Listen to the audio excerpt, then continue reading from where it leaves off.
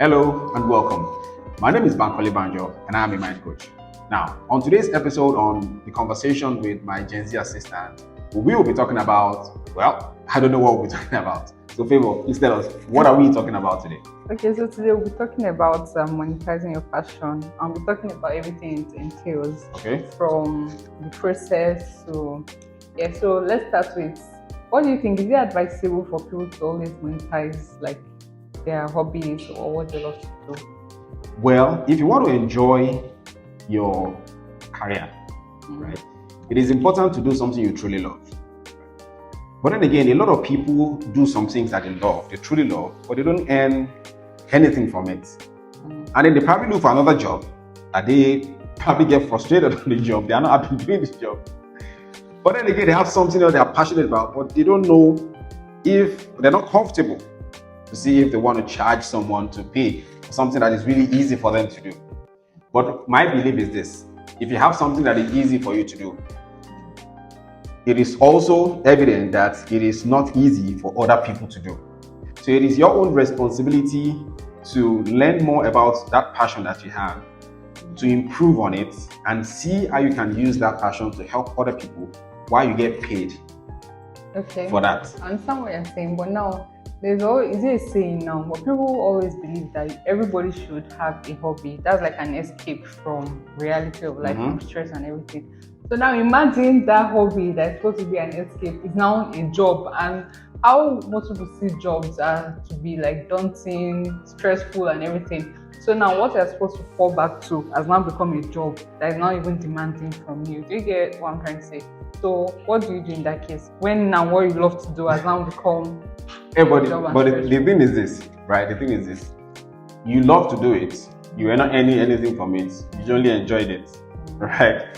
But then again, let's say you have another job that you're doing, or you feel is stressful and you're earning income from it. So why don't you combine the one that you truly love, that is not stressful, and you're also earning income from it?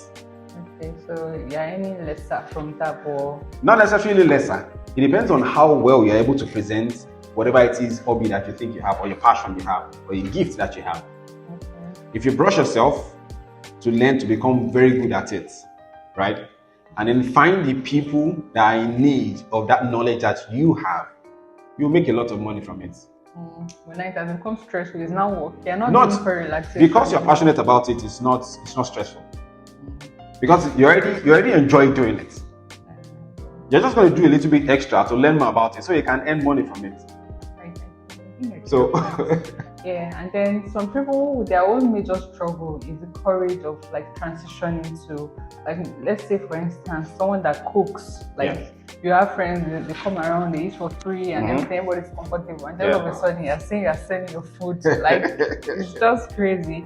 So for people in that situation, how do you navigate it? Like, it's almost impossible for them. They just feel like Look, first of all, most people that are around you that are comfortable already with what you are doing to them for free, the moment you start saying that they need to start paying for that value that you're adding to them, you see most of them move away from you. Yeah, they would rather know what happens anymore. So I would suggest you better move or look for people outside that circle that are not too comfortable with you or too familiar with you, but at the same time, they can test what you do and still pay you for it and see the value that you are bringing to them. Eventually, when the people that are not so close to you or the strangers are not so close to you are seeing that value, right? They're seeing the value that you are giving to them. The people that are close to you that have refused to pay you will eventually come around and respect what you do. Yeah, that makes sense actually. Like, but speaking of which, why is it always like that? That people in your own circle or maybe your family don't rate you as much as people outside? Is this finish?